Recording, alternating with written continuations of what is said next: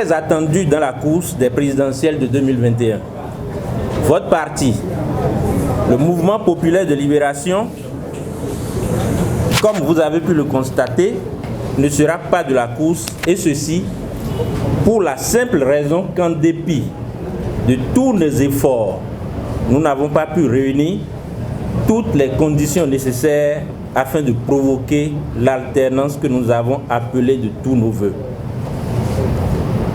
En dépit de la pression d'une partie de nos militants d'aller déposer, vaille que vaille, même un dossier incomplet à la Sénat, le directoire du parti élargi à certains responsables des démembrements a décidé de ne pas aller cautionner la forfaiture en cours comme l'ont fait certains partis et personnalités de l'opposition. En effet, les mêmes qui, dans un passé récent, nous recommandaient de ne pas aller aux élections communales, car pour eux, faire ainsi serait apporter une caution au régime en place, ont brutalement changé de raisonnement pour les présidentielles. L'on peut se demander pourquoi. N'est-ce pas pour leurs intérêts personnels? C'est le lieu de rendre un hommage au ministre Galiou Soglo, à qui nous souhaitons d'ailleurs prompt rétablissement. Le seul qui est resté cohérent envers lui-même en déposant son dossier sans colistier, sans parrainage. En déposant les dossiers avec le duo prescrit par la Constitution et le Code électoral révisé, ceux qui l'ont fait viennent de valider le processus électoral en cours et ne sont donc plus éligibles désormais à parler au nom du peuple. Les masques viennent ainsi de tomber. Nous avons fini par découvrir les alliés du pouvoir et ils seront désormais traités comme tels. Ce complot ne marchera pas.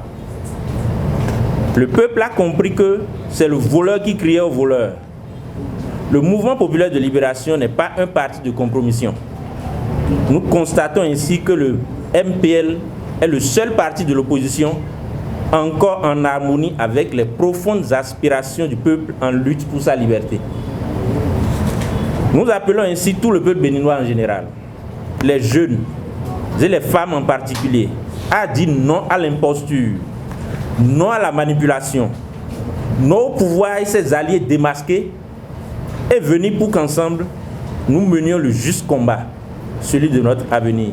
Déjà en juillet 2020, le Mouvement populaire de libération a saisi les partis politiques qui détenaient encore de potentiels parrains. On n'a pas eu de suite, mais nous ne sommes pas restés bras croisés, nous sommes allés rencontrer les élus. Tout ça, tout ce rappel pour justement vous dire qu'il n'y a rien qu'on n'ait pas fait pour se retrouver sur la ligne de départ. Nous vous avons évité l'humiliation d'aller déposer un dossier incomplet.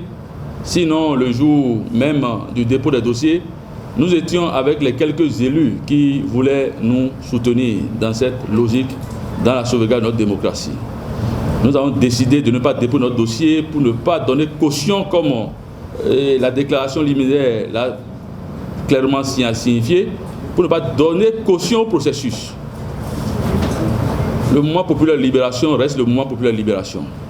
La seconde phase de notre lutte va commencer, mais retenez juste une chose, mes chers camarades. Retenez que désormais, dans cette lutte, comme j'avais l'habitude de vous le dire, nous sommes les seuls.